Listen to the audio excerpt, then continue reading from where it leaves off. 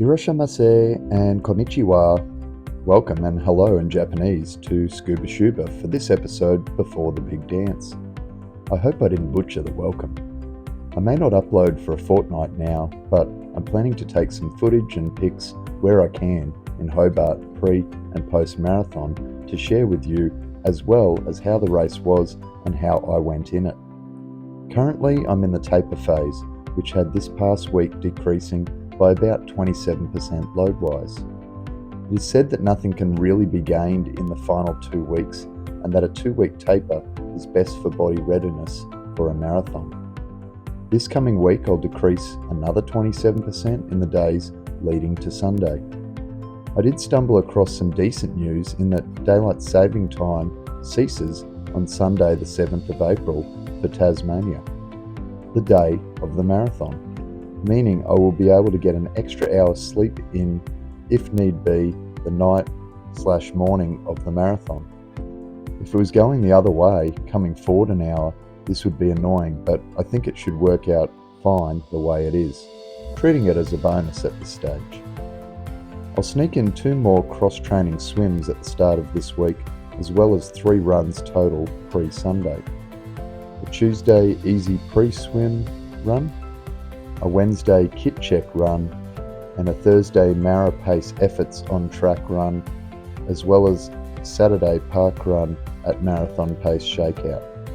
I may get some reflexology Tuesday or Wednesday as well, so the legs can feel as fresh as possible for Sunday. The past weekend my parkrun course PB streak ended at Coomera Parkrun. It was nobody's fault other than my own. Firstly, I took a wrong turn, not thinking, and had to go back to return to the course and complete it correctly. Secondly, at the second lap turn flag, I slipped over and fell flat down on the grass. Luckily a soft fall, but I just took the turn too fast. I laughed it off and continued, even saying to the following runners that it wasn't my day, and I'm glad I at least got back into it and completed the run 1 second off my course PB there. I ran another 3 kilometres after to shake it off and realised if I had my incidents this week and I am not injured, then that's better than having an issue next weekend. You might say I shook off what obstacles got thrown at me and just continued. I'm sure now I could go back there and course PB, and will eventually, but now my gaze is set on the marathon approaching fast. I took a trip further down to Main Beach for a quick beach frolic and to process what had just occurred, left it at the beach and saw a movie before returning home. A further error I made this weekend was setting my alarm for my Sunday morning run, forgetting to change the day from Saturday, so instead Sunday morning turned into Sunday afternoon. Once again, I took the extra sleep in my stride and negotiated what I needed to complete 15 kilometres with some marathon effort Ks during the run. I aim to further dial in my pace as mentioned this week in the runs that I will still complete. The plan at the moment is to do Geeveston Parkrun on Saturday. This is the southernmost parkrun in Australia and should allow me to see some of the southern Tasmania on the way back. I ran parkrun before Sydney last year at 5 minute 30 seconds pace. I don't think it detracted from my performance, and this time I aim to run this parkrun at marathon pace, roughly 4 minutes and 40 seconds. Considering I usually run my parkruns sub 4 minute kilometres, I think this will be sensible, not only to have a shakeout after Friday's plane ride, but to get rid of any nerves and dial in pace at the same time. Earlier this week I made a short of my 4 running shoe contenders for the marathon.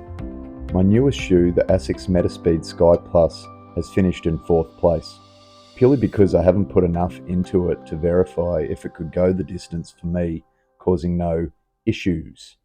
It's a brilliant shoe, but I feel it is more placed in the 10 kilometre to half marathon realm for me.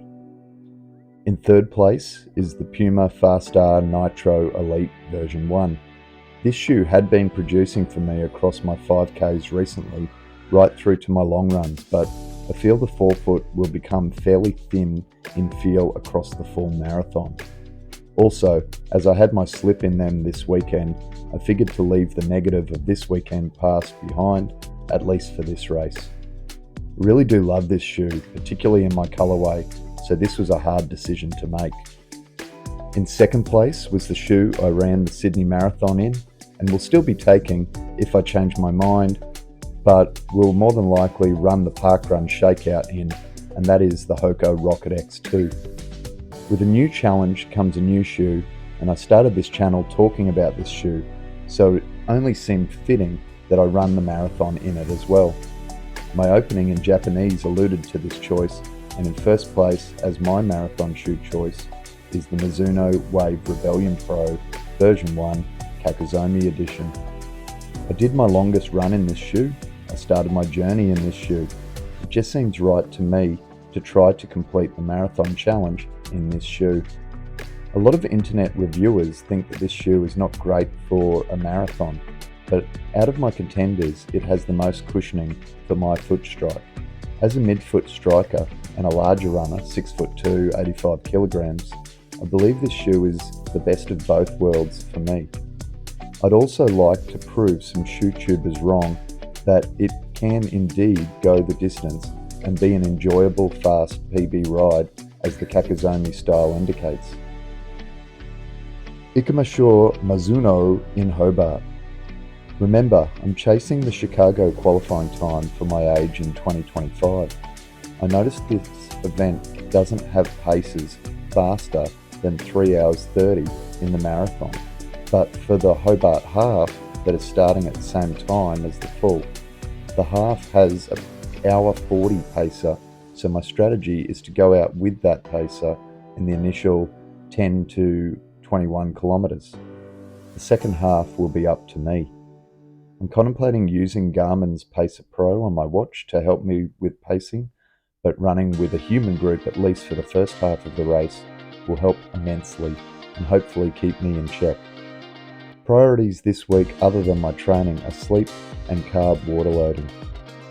Along with my shoes, I think at this stage I will be wearing Swiftwick black ankle socks, BOA half tights, my 2xU race belt, and either my Nike or Rabbit black racer singlet, Runderwear briefs, a junk headband, and Goodar sunnies. I use Bodyglide skin to hopefully avoid chafe between legs and underarms towards the back. Lastly, some band-aids for the nipples and wearing marathon attire. My gels, I will have 4 on the belt and 2 in pockets along with my hotel key. Sleep on Friday night after my plane trip from Brisbane that day will be priority, as the sleep 2 nights before is the most important. Hopefully with the travel and driving, checking in, etc., after dinner the day will take its toll on me and I can get down for a decent night's sleep. Fingers crossed. A lot of runners mention mottos that they either write on themselves or wear to look at as reminders or morale boosters during the race when it gets tough. Remember to smile was one I used in my best half marathon performance. There is some research in regards to relaxed face and even smiling at circumstances throughout the race to put your body in a better place than gritting your teeth and having a fully focused face. The journey has been a tough one this time, with the first 3 months of this year in my area of southeast Queensland being fairly hot and humid for running. I thought something along the lines of toughness is created through persevering even when challenged, but I put it simpler: champions continue when challenged. 4 words I thought may work as a boost for me during the tough times to persevere through. If you have a motto that works for you, or you've heard one that applies, leave it in the comments for this video.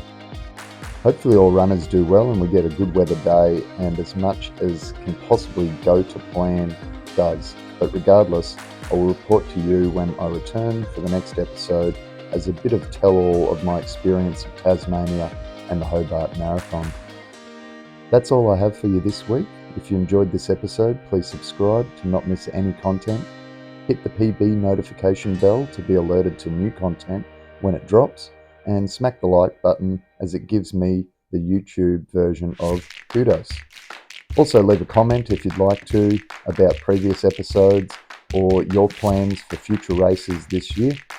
Remember, the bottom of your soul helps you roll. Just take it one day at a time. Bye for now.